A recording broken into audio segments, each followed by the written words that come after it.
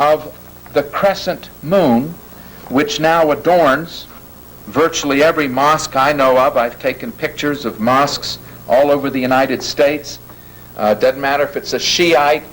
And one woman, when she saw one of my photos, she said, "Why do the Muslims have a zero over their mosque?" I said, "No, that's not a zero. The crescent moon is basically touching. That's the moon." She said, "But I don't see any space." I said, "Well, that's over at the Sunni. Has a lot of space, but in this Shiite particular one, to have it touching, it's not zero. They're both moons. You must understand that." Or when you look upon Islamic flags, and sometimes I bring an overhead and put down from the United Nations where they have the Islamic countries, and you see the crescent moon, and instead of the red cross, when the ambulance goes out during the war, what is painted on the side of the ambulance? The green crescent.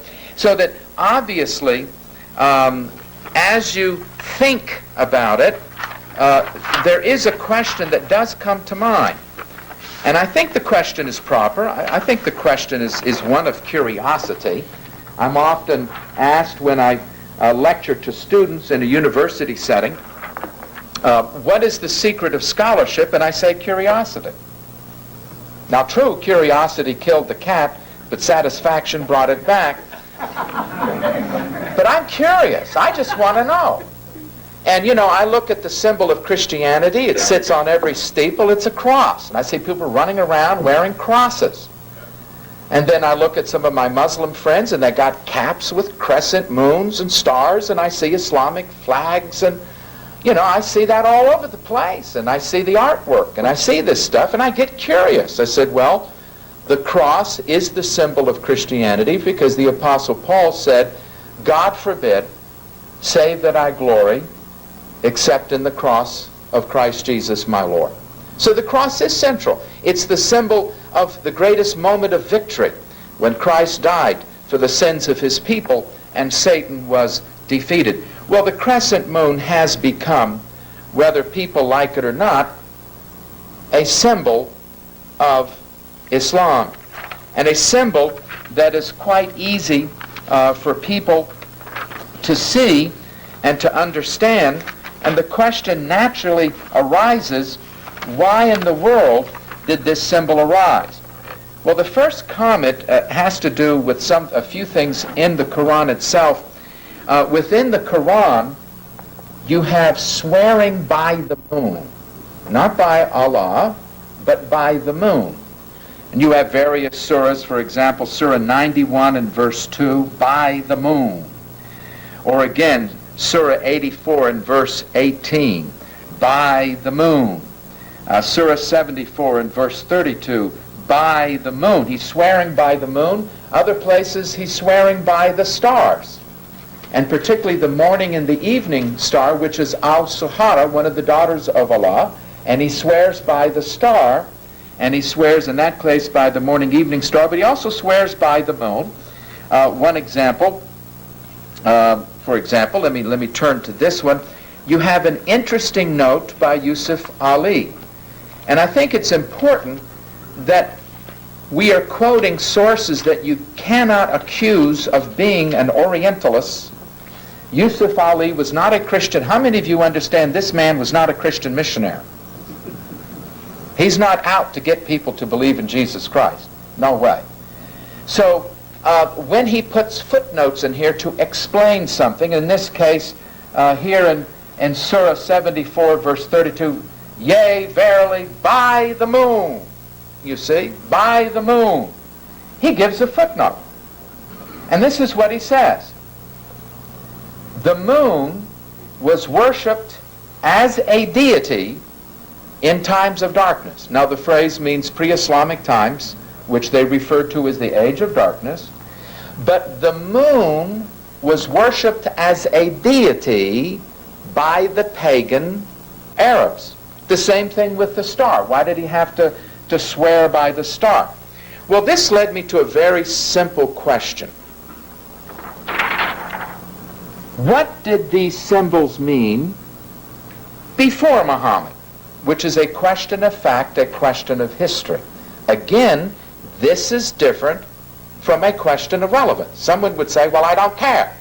That's fine. But let's get our facts clear before you say, I don't care, I don't think it's relevant.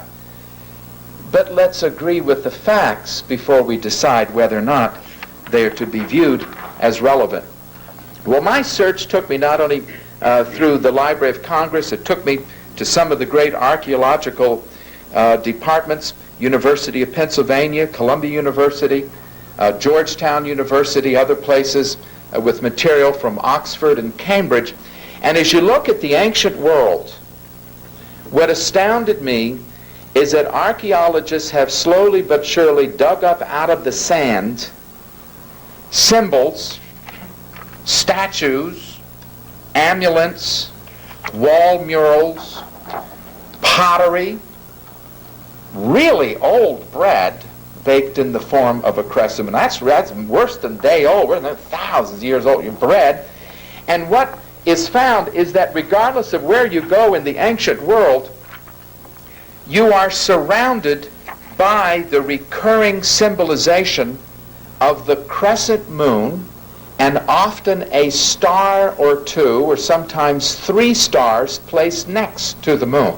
Now this here, for example, the Babylonian moon god, that was a clear one. Here the Egyptian, again you have often, and this is multiple references to the moon god. You'll have the Assyrians, the Babylonians, the Akkadians, the Hittites. In other words, throughout this period, and I have many more examples that have been found and are sitting at the British Museum, they're found at the University of Pennsylvania. These are all artifacts that reveal that there was something going on in terms of the religious life of people in pre-Islamic times, even affecting Arabia. This is why one of the first feminists, and this was Gertrude. Now, you ever wanted to know a tough woman before the days of feminism? There was an archaeologist, Gertrude Canton Thompson. And she was one tough old bird. And she went where men would dare not go. She got permission to dig in places because it was assumed, well, she's a woman. What does she know? Well, she was allowed to start digging around in Arabia itself, and she was particularly interested in digging up sites, and this is the Arabian Peninsula in the days of Muhammad. Here you have Mecca. She wanted to come into South Arabia, and she wanted to dig up irrigation ditches and things of that nature. And as she began to dig around in this section, and again, those who are Arabic can well pronounce the words. I don't pretend to. At least sometimes we can do what we can, but that's fine. I have friends who can't pronounce English that well, and I let them get by with that. But as she began to dig into this find, they discovered it was more than an irrigation. And as they began to dig, lo and behold, they discovered it was a temple filled with the symbols that we have been discussing. Namely, it was a temple of the Arabian moon god. Now, this god was referred to in countless pieces and slabs of stone in which his personal name was chiseled again and again, and that name was Sin. S-I-N. He had many personal names, the moon god. In this particular case, it's Sin, as you have Sinai.